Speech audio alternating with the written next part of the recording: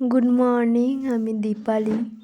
আমি থাকি মেদিনীপুরে, গ্রামের মেয়ে। দেখতেই পাচ্ছ যে সকালবেলা উঠেছি, 5টা বাজে। উঠে প্রথম কাজ হয়েছে যে এই আমার ঘর ঝাঁট দেওয়া। ঘর ঝাঁট দেওয়ার আগে আমার 2 মাসের একটা ছোট্ট বাবু আছে, তাকে ঘুম পাড়ি দিয়ে এসে আস্তে আস্তে করে আমাকে এই কাজগুলো করে নিতে হচ্ছে। সকালবেলা উঠে একটু জল খেলাম, নিজে জল খেয়ে যাবতীয় কাজগুলো এবারে করতে হবে। দেখলাম যে ছাতাটাও পড়ে আছে, একটু ঠিক করে রেখে দিই। এদিকে বারান্দা, ঘর, এদিকে আমার এই শাশুড়ি মায়ের ঘর আছে, ওখানে ঢুকে ঝাঁট দিয়ে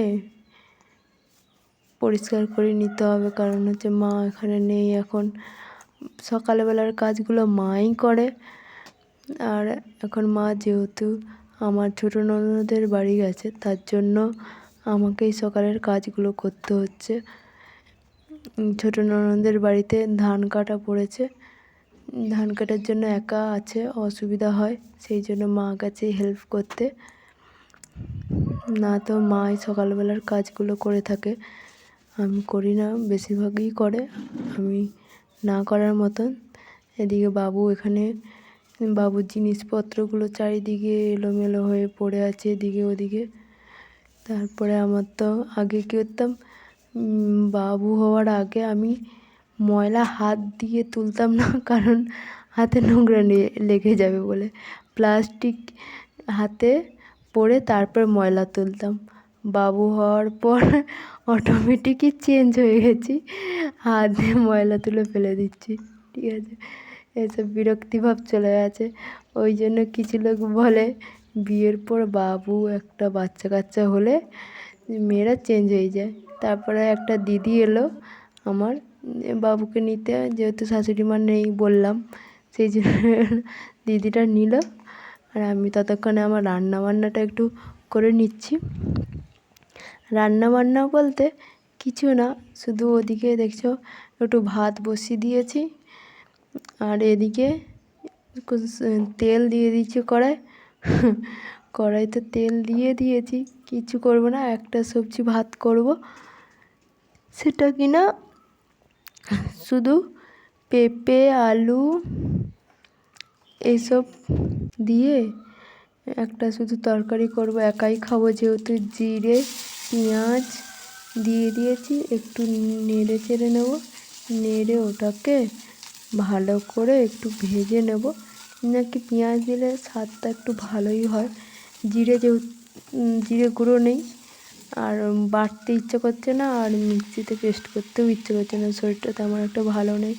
আর এদিকে বাবু আছে, করার সময় বলতে অত পাচ্ছি না, একা যেহেতু বাড়িতে আছি, সেই জন্য একটু তেল দিয়ে নেড়ে চেড়ে নেব। নেড়ে একটু ফ্লেমটা আস্তে করে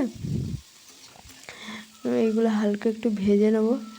ভেজে নেওয়ার পর কী করব না, জল দিয়ে দেবো, নুন দিয়ে দেবো, দেওয়ার পর ঢাকা মেরে দেবো, সেদ্ধ হবে, ব্যাস আমার রান্না কমপ্লিট।